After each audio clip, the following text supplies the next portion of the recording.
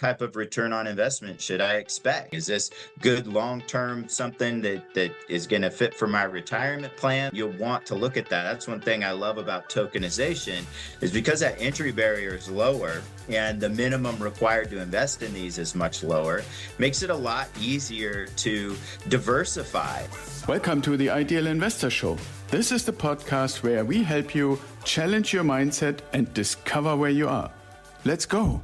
All right, welcome everybody to another episode of the Ideal Investor Show, where we bring you great guests and interesting topics, and we always want to educate. And today we have another follow-up kind of refinement, something really cool. And first, let me welcome Tyler Vinson to the show. I appreciate you having me. Yeah, awesome. Thank you for being here. And Tyler is from, I call it REtokens for me, like for real estate tokens. So thank you for allowing those kind of different pronunciations, Tyler. So before we dive in, tell us a little bit, how did Tyler get to where you are today? Yeah, so I've been investing in real estate for about 25 years. In my early 20s, I had a good friend of mine come home from college and talk about how some of his buddies were buying apartment buildings. And I said, well, that sounds pretty cool. Maybe I want to do that when I grow up.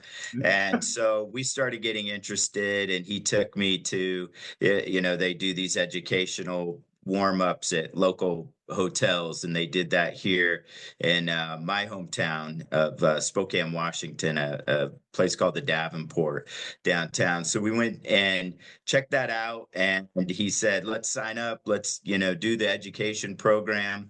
And this is back when there was only one or two people out there, teaching it. So I'll date myself a little bit.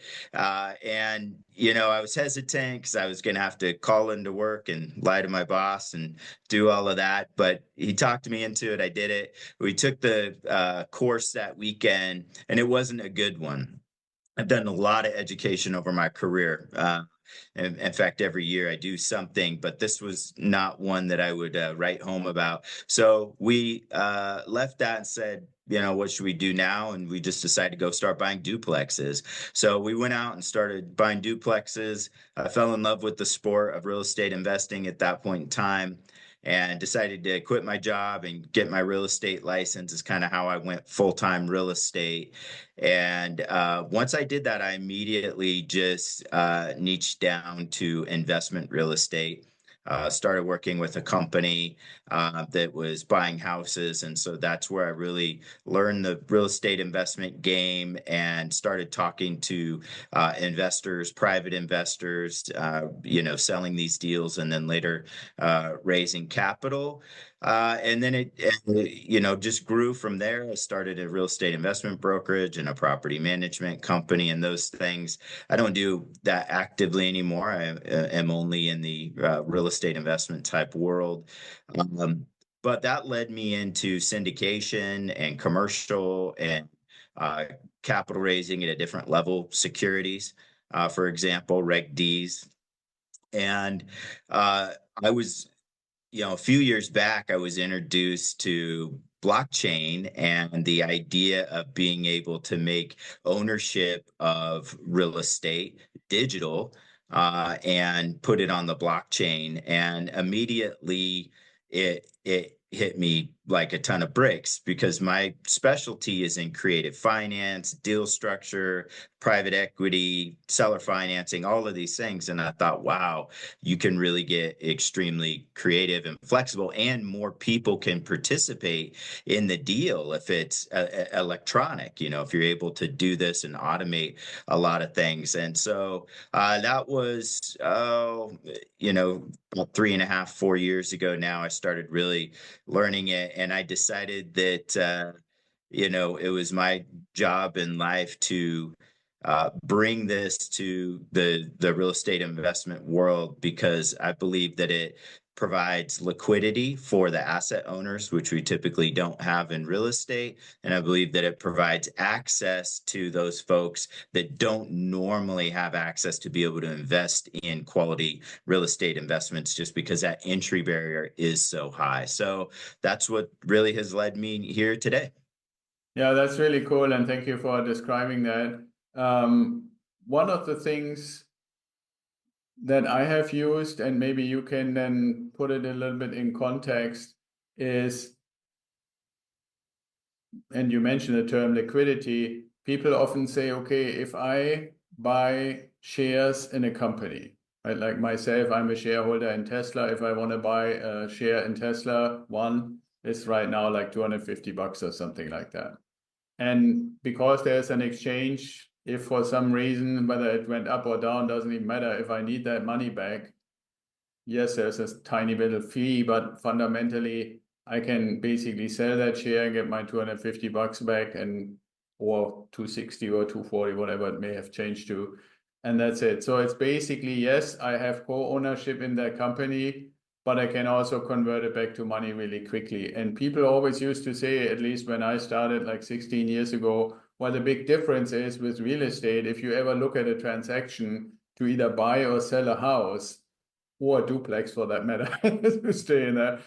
It's not like, you're just going online to E-Trade or whatever Robinhood that you're using, and you click a few buttons and then the money goes back into your account. So can you describe for the listeners a little bit what you do and how this is going to actually work with REtokens?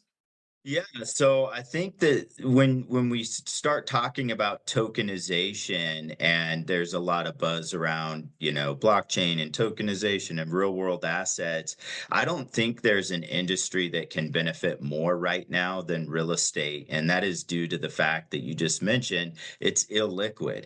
In fact, when we trade real estate, there's something called an illiquidity discount in real estate when you compare it to other assets. And it's definitely the problem that we at REtokens have been out to solve since day one. There's been some workarounds where people have tried to create liquidity within their token ecosystems. Liquidity pools is an example. We talked about a little bit before we got on air here, how some companies are doing that in a siloed environment to try to create some liquidity there. But there is no secondary marketplace where token holder can trade with token holder, or shareholder to shareholder can trade. And we didn't actually start out at REtokens desiring to do that. It's a very heavy lift to get the digital broker dealer, digital ATS licensing that we're getting right now through FINRA and the SEC.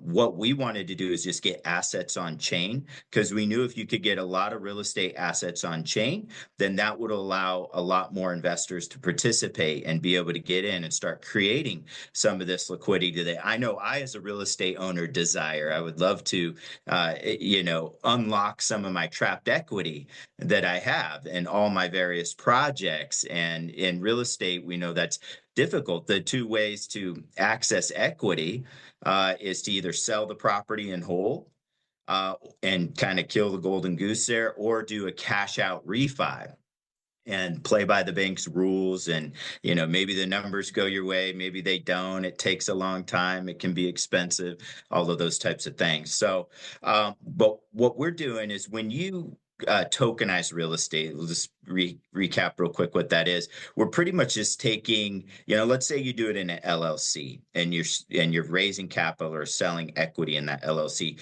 Those are called LLC membership units. You can call them shares, or when we tokenize, we of course call them tokens. Right. And yeah, so what you can do is you can take those tokens in part or whole and sell them secondarily to somebody else who's interested. So maybe you made a $100,000 investment, and now the investment's up to 125,000, and you want to invest 25 grand somewhere else, or maybe you have a teenage daughter that needs a car or something like that. You could actually take 25,000 of that and go sell it on a secondary market to another shareholder who didn't have access to get into that deal in the first place. And so what we're doing is we are launching the first real estate exclusive digital ATS, which is an exchanger marketplace. A way to think about that is something like the NASDAQ is a marketplace where public securities are traded, and an ATS is where private placements or private real estate deals, for example, will be traded. And so all these different companies and all these different syndicators will be able to list their, assuming they, pass there's quite a process as a broker dealer. We have to underwrite them, verify, and make sure it's safe. We're required to protect the investor. So that's one way that people can really have confidence in buying real estate tokens at REtokens, is because we as a SEC regulated broker dealer have to verify all sorts of things, like who put the deal together, what, is it real, is it there, is what they're saying true, all these things to protect the investor. But those that get through that process and are listed on the ATS, investors actually from around the world will be able to come, and as long as they do something called KYC, know your customer, it's also an identity check. It's a regulated marketplace. They'll be able to invest in that. So similar to how someone would invest in the stock market or more recently crypto, they'll now be able to invest that way in shares of actual real estate, fractional real estate. Okay, yeah, that's very good. And thank you for describing that, Tyler. Couple of questions come up. We have obviously both as clients through Ideal Wealth Grower, but also through the audience. Not everybody is necessarily a client or bought houses through us. When they hear what you just described, can you say, is there for an outright, somebody who owns an investment property, can they do that, or do they have to first go to some sort of a tokenization organization or something like that before they could actually put, so to speak, the tokens of their property on the exchange? Yeah, that's a really good question. The issue here is creating securities, and that's what these are, because you can't just go out and sell fractions of anything, let it be real estate or a company, or you can't generally solicit out there. So the first thing that they need to do, whether they tokenize it or not, is make it a security.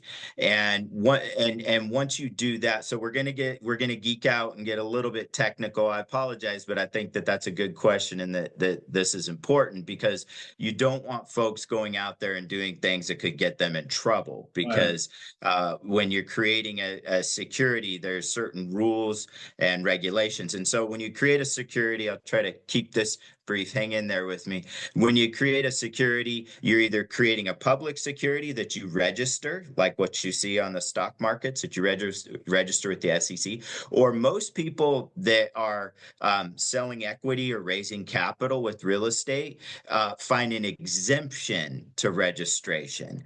And that's really what the real estate world uses when they create a security, is an exemption. And so that'd be like something called a Regulation D. And if you're going to market it out there to the world, like on the internet, then that's probably going to be a Regulation D 506C. And we can, go further into that, if you want, I'm happy to. But I just kind of want to say that you got to create a security first. And then when we resell these on a secondary marketplace, there's also kind of some rules that need to be followed. And one of them is, if you're going to sell to non-accredited investors, which you can do on the secondary marketplace under an exemption called Rule 144. I told you we're going to geek out a little bit. You can sell those, but there's some certain parameters, and one of them is a 12-month lockup period. Accredited to accredited can trade sooner than that, and I won't dive there right now. But to truly put it out there to the world, to non-accredited investors, there's a 12-month seasoning, or what we call a 12-month lockup period, before they can just trade. So the answer to your question is yes, somebody can take their asset or their portfolio. We have, especially in the single family home world, we have people say, oh, I have, 5 houses, 10 houses, 100 houses, whatever, and they'll group them into kind of a brand, right? And they'll tokenize the whole brand so that they can move their equity around a little bit easier. And then they'll list that token or that brand, if you will, because this token owns all of those homes.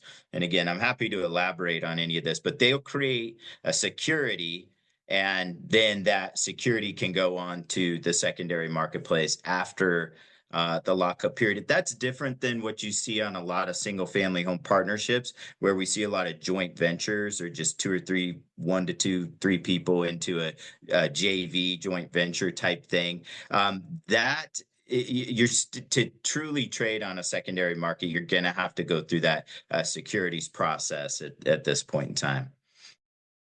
Hey, let's take a quick break for a message from our sponsors. If you're serious about growing your wealth, you know the best opportunities aren't always the most obvious. That's why we've partnered with Bob Bernodas of Franchise with Bob. He specializes in helping investors like you leverage franchising, an overlooked but highly profitable way to create semi-passive income. And for a limited time, Bob is giving our listeners access to his course on franchise investing for free. Inside, you'll learn how to evaluate franchises, minimize risk, and maximize your returns. This course is normally sold for $499, so don't miss out and claim your free course now at edu.franchisewithbob.com/ideal.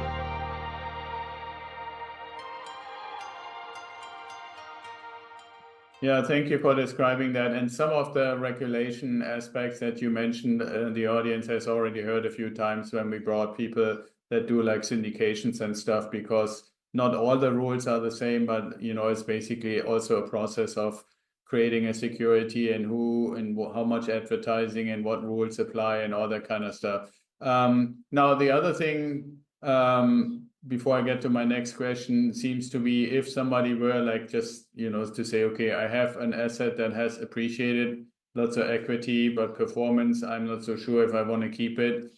One way would be, since you mentioned in our pre-recording session, some platform, for example, like Lofty, they could theoretically offer it to Lofty, bring it in, get it tokenized that way, and then potentially come onto your exchange when it already exists, kind of in the right form, so to speak. Would that be fair? I'm not sure that Lofty tokenizes for third party. My understanding is they do. Okay. Well, so the bottom line is, I think what you're talking about is, can you take a property or an asset that's tokenized and bring it into this exchange? Is that what you were asking, to be able to trade? Versus, I mean, what we have heard before is like a platform like Lofty, you can go and say, okay, I want to, and in a way, it's not really a tokenization effort. It's more like you offering your platform to the operator to buy them. But the reality, if you really look at the end result, is yes, they buy them. Yes, they create the LLC. Yes, they basically tokenize share member unit, just like you explained, that property now into whatever the multiples is. And that's what I call tokenization, because then, and so far, like you said, they only be able to trade within that community.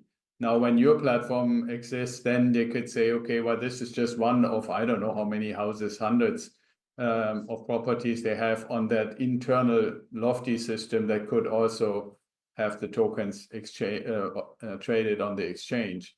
The other thing that I know that our audience is always, regardless of what it is, if it's a token, a house, a syndication offer or so forth, is this aspect of valuation, right? Like if you go and say, okay, the tokens, just to stick with the Lofty example, were originally $200,000 house I mentioned before. Somebody says, okay, we do 4,000 tokens, 50 each. So that's the starting valuation for that $200,000 price tag.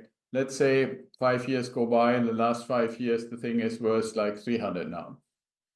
Right. So if somebody imagines, okay, when I come to Tyler's exchange, how do I know what the value of each or any of those tokens is that I'm potentially interested in? Yeah, great question. So when you are listing under those exemptions I mentioned before, there's all sorts of financials that have to be published when you list it. So if we were talking about a single family home, then you're going to be listing the income, the expenses, the net operating income, really. You've got a copy of the lease on there, probably the insurance policy, the taxes, all of those particular things. And in the single family home world, it's fairly easy. You're probably getting an appraisal every year and publishing that appraisal. And then depending on, the supply and demand there of what people are willing to pay, if it's paying a 8% cash on cash return, well, some people are willing to pay a little bit more and get a 6% cash on cash return, right? If, depending on the economy and interest rates, maybe 8%, not good enough, and somebody needs 10%. So they're going to want to buy that token, for a little bit less. But third party valuations are important in real estate, be it a single family home. And probably the simplest example is an appraisal, or in the commercial world, which is a lot of what I deal with, apartment buildings and things like that. It's going to be that net operating income and ultimately the cap rate, the capitalization rate. And so those are going to be markers that are validated to make sure that they're accurate and that the data supporting it is published. And that's how a consumer would be able to choose. I think that that's a great question and important, because when you're looking at this, what type of return on investment should I expect? Is this cash flowing or is it not cash flowing? Is this good long-term, something that is going to fit for my retirement plans? Or is this more of a quick turn play or a development play or something like that? You'll want to look at that. That's one thing I love about tokenization, is because that entry barrier is lower and the minimum required to invest in these is much lower, makes it a lot easier to diversify and optimize the way you want. Like maybe one project has great cash flow, so you want in that, and another project, is a repositioning or a rehab or a development where there's not going to be much cash flow early on, but it's got some really nice back end, or even the tax play, right? Especially in the commercial world, there's a lot of tax benefits are involved. And as you as an investor move through your investment cycle, that could change, where if you're, deciding that it's more time to retire, you may start getting more into those cash flow long-term investments versus trying to get those capital gains. Yeah, absolutely. And that's beautifully described. The other part that I also see for my lens is that there are certain barriers to entry, right? Like, I mean, if you think about it, you just mentioned appraisal, and I expected that you would say this, but we also have to recognize, this, I know this, a lot of our listeners know, that's basically a comparative analysis of what, like the 2-mile radius at the maximum, most of the time, even less, right? If you compare that to like a 100-unit apartment complex, you have the real numbers. You have the actual rent income, you have the actual net operating income, the actual cash on cash return and stuff like that. Can it be fudged? Yeah, maybe, but it's not, like if somebody says, okay, I'm an early buyer of a renovated property in a gentrifying neighborhood, my comparables are all crap, basically, right? And if I'm saying, okay, flip the other way around and say, okay, there is a great 100-unit apartment complex that needs stabilization, and I want to be the one, and I used to always do 1-door to 4-door residential comparative appraisal. And I say, okay, well, we think it's worth 10 million. I'm just grabbing the numbers out of thin air. I don't think you find any bank, any lender that would say, oh, Tyler, you do this the first time, 0 experience, let's give you 10 million. It's just not going to happen, right? On the other hand, depending on how expensive an A or a few tokens are, you can kind of dip your toe. That's at least how I look at it, to say, okay, my core is this thing, and I understand that this is what I even myself would say. For the last 25 years, I've always played in the residential market, and I feel really confident enough to even be a mentor to others. As soon as you turn me into commercial, I'm pretty much useless. Yes, I understand the principles, but when it came to the little more details, if I nuanced versus nuance, not a chance that I would really have that. But if I know, okay, I can look at something, I can look at the data, and I can get a few tokens, now that's what I mean by dipping my toes in. Would you say that's when you say diversification, those opportunities are coming to us when your REtokens platform is live? Yeah, 100%. I agree with you. I think first off, we will be an SEC regulated platform. So part of our job is to make sure somebody's not fudging on the numbers and to look at those to make sure that they're legitimate offerings, legitimate deals, that their financials are legitimate. It's our job to protect the investor. So I think that's actually first and foremost.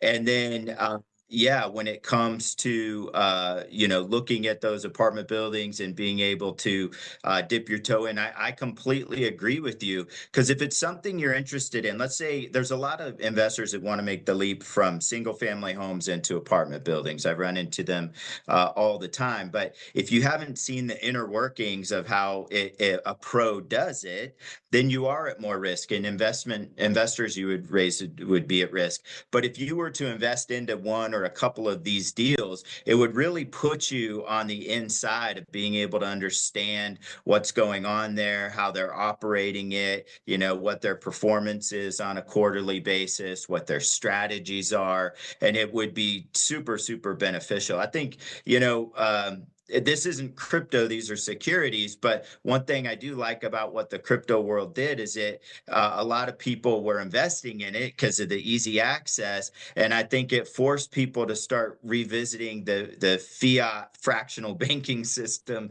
that we have and start to understand money and investment a little bit more. Now, not everybody, some people are just riding the wave or whatever, but being able to invest in something typically will create that interest, and you will be able to get some additional education as well as, to your point, the diversification. Yeah, absolutely. I mean, I don't really want to open the crypto box, but obviously we should mention that you have the opportunity to pay in fiat, just normal dollars, or you can pay in Bitcoin. And theoretically, and I think that would be like cryptic to be funny here for a second, to actually add the layer that could theoretically be existing through the volatility of the coin. Right? Like, yes, there's a little bit of volatility, but if you are in the United States and you're dealing with dollars, you're not really experiencing that. I have like residences in US and in Europe, so I'm always looking at the euro US dollar exchange rate. But if you imagine, I'm just going to give an example. What is it, about a year and a half ago or so, Bitcoin was at 30,000. Right. So if you go and use your Bitcoins to buy tokens, right, and you get the tokens at some point back, and the thing is at 100,000 now, right? So that's something that you don't normally have, because in real estate, yes, it gets equity, but it doesn't get currency exchange gains. Now it could also go the other way, obviously, but those are a few additional things that crypto opens besides the speed and the security and stuff. I wish, this is a little bit off topic, I wish that not so many, especially mainstream people, would have been so negative on the risk of crypto coins in general, let alone shit coins, to say the word. But because to me, I think the pool has been poisoned a little bit, rather than looking at the amazing technology that has been created, that has so many additional security layers without losing, actually, I would go as far as saying adding security, finishing the deal, having a completed ledger and all those things that blockchain brings. But most people don't focus on that. They're always only concerned that somebody comes up with like the next weird, like whatever, Melania coin or something like that, and claims that's $100 million worth, and everybody knows now there's no way that that can be real, right? So that is a little bit unfortunate. Now, and I have to apologize to the audience. We're doing this live right now, is basically to say, how is the engagement with customers? Because I should have asked you beforehand, but now we have to do it live, Tyler. How to get people in touch? What do they need to do? When are you going to basically opening the door to trading and those kind of things? Can you talk a little about that? Can. Well, so REtokens operates right now. We tokenize real estate right now. People can go to REtokens and invest in real estate right now. And these are primary offerings, not the secondary trading that we're talking about. And to get more information, just to answer your question directly before I talk about the secondary marketplace, is you can go to retokens.com and you can check out tokenization and download a free quick start guide to tokenization. Or there's an investor guide on investing in tokenized real estate. And those are two good ways to get quick information. Also, our YouTube channel at REtokens, we provide a lot of video education on tokenization, investing. There's videos on there that talk about, hey, when I'm looking at a tokenized real estate investment, how should I be thinking about this? How should I approach it? Talk to me about diversification, so on and so forth. So we do educate around all of that, and they can get in touch with us directly there. As far as trading on the secondary market, we're in the final stages of getting our digital broker dealer ATS license, which is a FINRA approval. And hopefully that happens within the next 30 to 45 days here. And that will give us the licensing. We already have the platform, the technology, and all those things to launch it. But once we have that federal licensing, we'll have to get a state licensing, and that can take a couple of weeks. But once we get that federal licensing, we'll start onboarding issuers, is what we call them. You could call them issuers, syndicators, owners, general partners. They all kind of the same thing. But people that want to take their tokenized real estate project or portfolio and list it on a secondary marketplace. And that's where we take it through the broker dealer certification. We'll actually certify the deals. And there's just a due diligence that we have to do on the project in the investment to make sure that what we do list on the ATS is a quality product. So Q2 2025 here, before this quarter is out, we will have listings on that secondary marketplace, assuming our licensing comes in as expected. That's quite exciting that people can then really trade and not be kind of stuck with one asset. So like you said, retokens.com and the YouTube channel, we're obviously going to put in the show notes so everybody has access to that. So with that all being said, completely off topic, I always ask at the end of the show, Tyler, if you could meet anybody dead or alive, who would it be and why? I have a pretty normal answer for that I give, but based on the context of this show and keeping it in the business realm, I'll change the answer to that.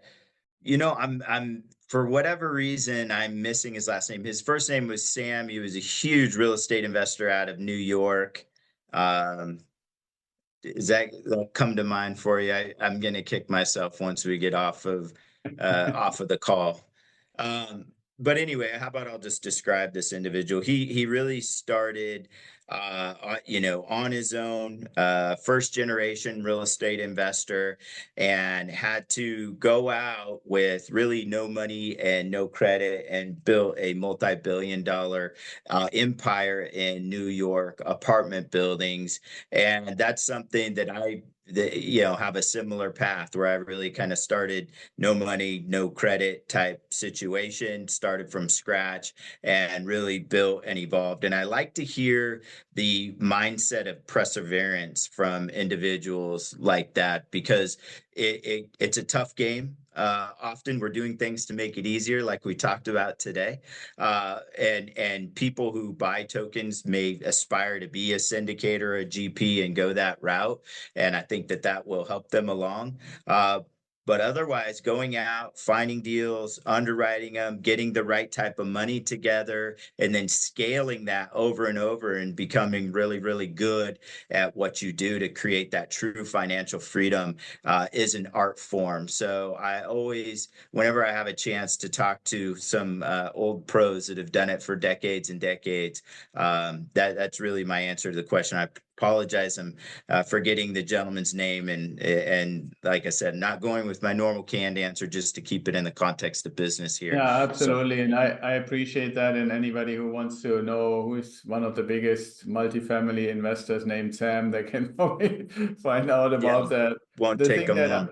Yeah, the thing that I want to say about that, because I've been, sounds like about the same amount of time in the industry now, I really have the impression that what used to be a pretty close, tight game for people with money has actually in the last couple of decades started to open. And what you're doing, I believe, is giving the next step where you don't have to be affluent, I would say, or accredited for that matter, to be able to start playing in the field, but also building your successful portfolios and stuff like that. I mean, we touched on my friend Kevin with his $7,500 tokens, or the Lofty guys with $50.